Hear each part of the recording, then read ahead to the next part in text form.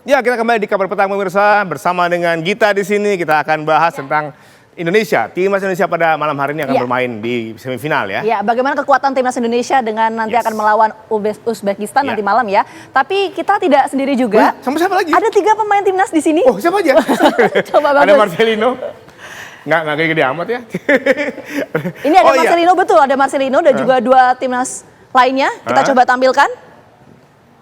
Selain Marcelino ada beberapa pemain yang akan ya, ada Rizky Ridho ya. Ya, betul, dan juga Nathan. Dan juga jangan lupa kita juga nggak sendirian, ada Bungkus yang akan membahas detail ya bagaimanakah kekuatan timnas kita.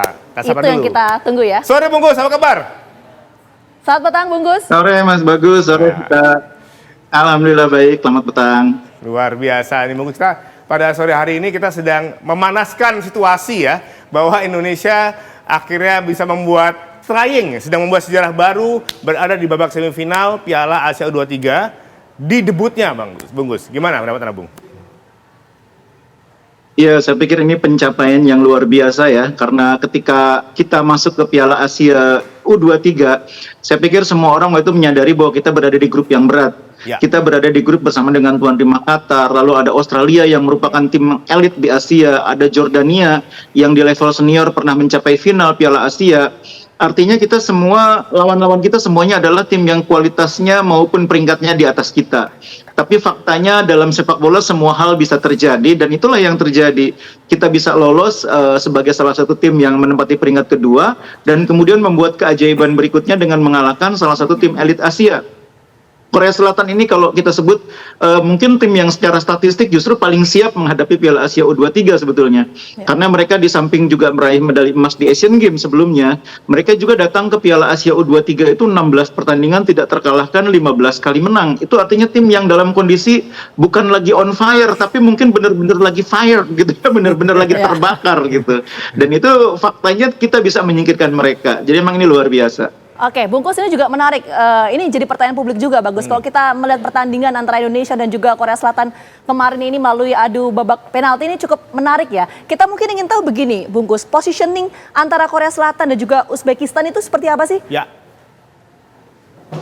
Ya, itu dua-duanya tim yang saya bilang tadi salah satu di antara tim-tim terbaik di Asia saat ini ya. Tidak hanya di level senior, tapi juga di level U23. Tadi saya mengatakan Korea Selatan dalam keadaan yang lagi betul-betul on fire. Nah, Uzbekistan ini di level U23 itu selalu lolos ke Piala Asia. Nggak pernah nggak lolos, selalu lolos. Dan dari 5 kali sebelumnya ikut Piala Asia, mereka tuh pernah juara 2018, pernah menjadi semifinalis, dan di antaranya juga pernah menjadi peraih medali perunggu di Asian Games. Di Asian Games terakhir 2022 yang dilakukan atau digelar pada tahun 2023. Dan ini menarik karena ketika bermain di Asian Games, Uzbekistan ini ketemu Indonesia. Salah satu cara mereka menuju ke final itu menuju ke semifinal mengalahkan Indonesia. Ya. Indonesia waktu itu sempat membuat pertandingan jadi sulit 0-0 sampai 2x45 tapi kemudian kalah dalam babak tambahan waktu. Nah, ini menarik karena ketika kita bisa menahan Uzbekistan tidak bisa mengalahkan di waktu normal, itu menunjukkan bahwa meskipun Uzbekistan punya kualitas sebagai tim usia muda, tapi Indonesia itu juga punya kemampuan yang bisa membuat tim-tim sekelas Uzbekistan juga nggak mudah mengalahkan Indonesia. Ya, jadi artinya sebenarnya kita ini sedang berusaha untuk memberitahu kepada publik bahwa setelah mengalahkan Korsel, memang kita berada di sebuah level permainan yang berbeda ya. Uzbekistan jelas bukan lawan yang lebih lemah begitu ya, Bung ya? Oh iya, jadi Uzbekistan ini tidak bisa dianggap remeh karena ketika mereka mencapai semifinal, justru mereka tim yang secara statistik paling bagus.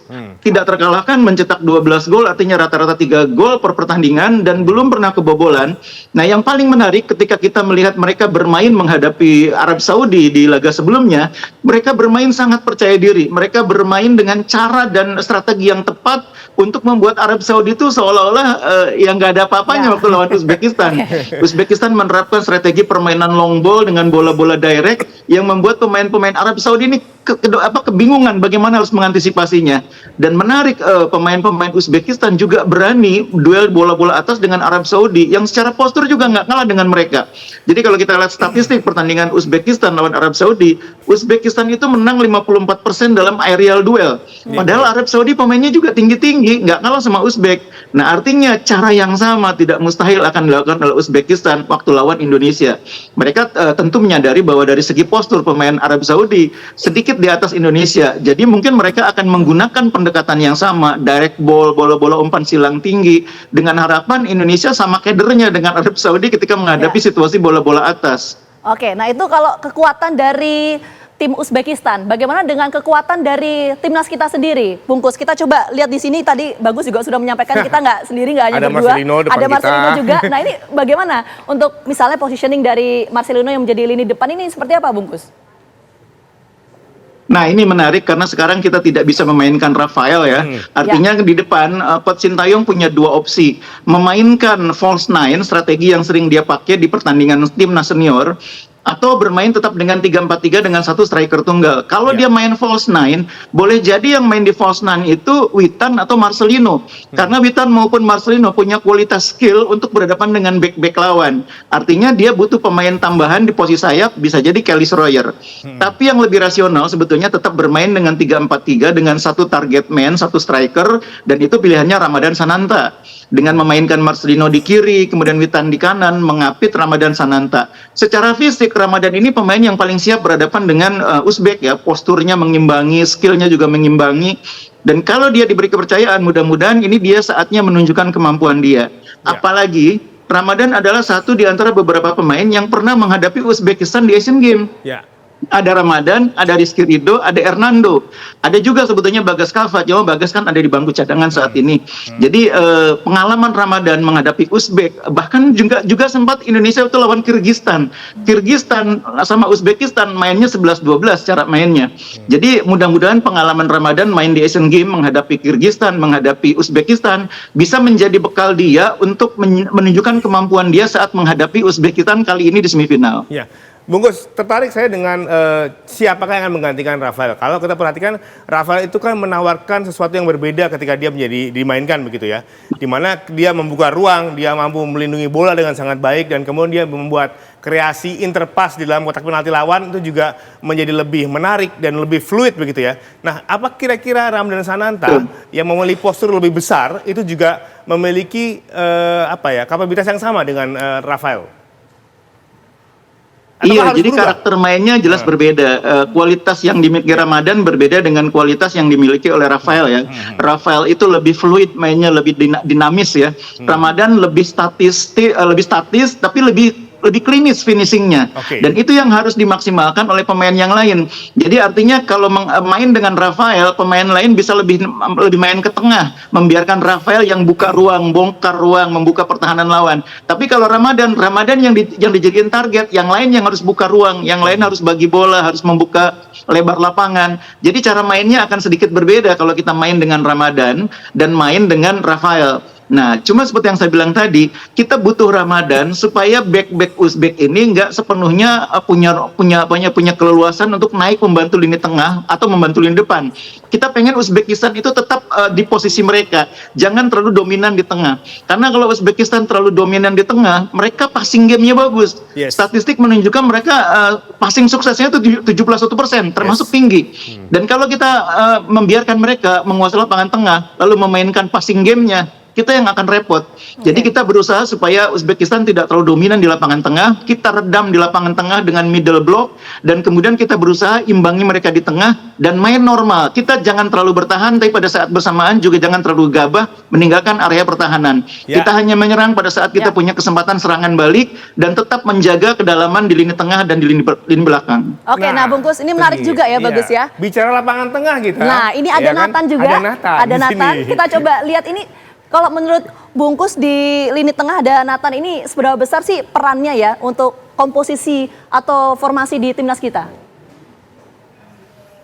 Iya, gambaran mengapa Nathan itu penting, seberapa penting Nathan, dia udah balik ke Belanda disuruh balik lagi. Itu gambaran dia tuh penting. Kalau nggak penting nggak akan disuruh balik lagi. Jadi memang ini pemain yang sangat penting perannya di lapangan tengah. Jadi Ivar Jenner ini pemain yang pintar mendelay bola, Nathan, pintar mengalirkan bola. Tapi harus ada ball winnernya di tengah. Yes. Harus ada yang bisa tektokan sama dia di lapangan tengah untuk berbagi umpan. Nah, yang bisa melakukan itu saat ini di tim U23 ya Nathan. Bukan berarti Arkan nggak bagus ya, tapi memang pengalamannya masih belum cukup rupanya, sehingga lebih ideal kalau Arkan ini masih menjadi pelapis dan yang main itu untuk sementara Ivar Jenner bersama dengan Nathan. Jadi di Piala Asia kali ini kita melihat Nathan ini sangat versatile mainnya, pernah main sebagai bek tengah, pernah jadi bek kiri dan juga bisa menjadi gelandang tengah yang sejauh ini menurut saya paling efektif ketika dia berduet dengan Ivar Jenner.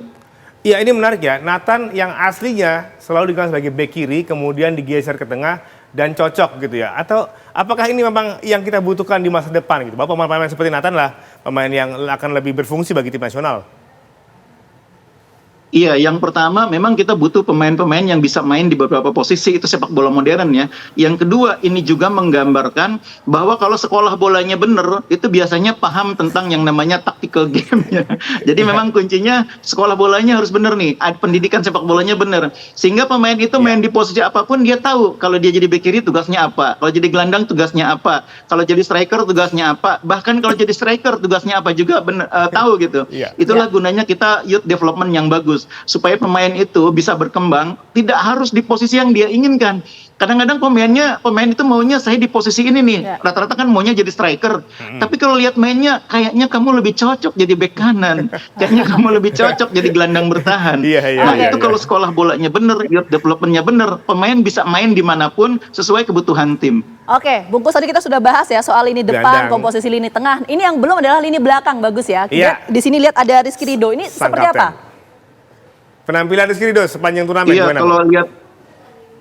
Kalau lihat permainan Rizky Ridho di Piala Asia U23, saya pikir nggak salah kalau dia ini di timnas senior pun pemain utama ya. Nggak salah kalau dia selalu dapat tempat di antara trio lini pertahanan kita. Karena memang kualitas permainan dia itu udah levelnya level senior. Ditambah lagi pengalaman Sintayong beberapa kali memainkan dia di timnas senior, itu sangat terlihat membuat dia di usia 23 ini main di Piala Asia udah kayak pemain yang ikut Piala Asia berkali-kali. Padahal baru sekali ini ikut Piala Asia, tenang, kemudian juga tidak mudah panik, bisa memimpin, dan attitude-nya, perilakunya sebagai kapten itu sangat membanggakan. Bagaimana dia dengan segera memberikan ucapan selamat kepada tim Korea meskipun penalti Justin harus diulang. Itu attitude yang menggambarkan kualitas kepemimpinan seorang pemain seperti Rizky Ridho, dan itu saya pikir sangat luar biasa ya di usianya saat ini. Nah, sekarang menariknya kan lini pertahanan Rizky Ridho itu nggak cukup kalau hanya seorang diri. Nah, pilihannya memang menurut saya saat ini dengan adanya Komang, dengan adanya Ferrari, mau nggak mau harus memainkan Justin di pertahanan. Kemudian memilih satu di antara Komang dan Ferrari. Karena kalau kita lihat beberapa pertandingan, kalau Rizky Ridho bertrio dengan Ferrari, dengan Komang, beberapa kali ada blunder terjadi. Tapi kalau ada Justin sedikit lebih rapih mainnya. Jadi kalau malam ini kalau harus memilih, saya akan memilih Rizky Ridho bersama Justin dan salah satunya Komang. Lebih taktis gitu ya, lebih tenang gitu ya. Oke, kira-kira skor malam berapa, Bung? Ya, saya tuh nggak penting berapa skor, yang penting lolos ke final. Hari ini semua tebak skor. Udahlah, yang penting kita ke final, ke Olimpiade gitu ya. Nggak menyebutkan spesifik. Tapi yang penting menang ya, bagus ya. Kalau 2 kali 45 nggak bisa, perpanjangan waktu juga oke. Nggak bisa adu penalti juga oke. Saya tungguin sampai ke final. Oke, nanti kita sama-sama diulang tunggu ya. Gitu kan ya.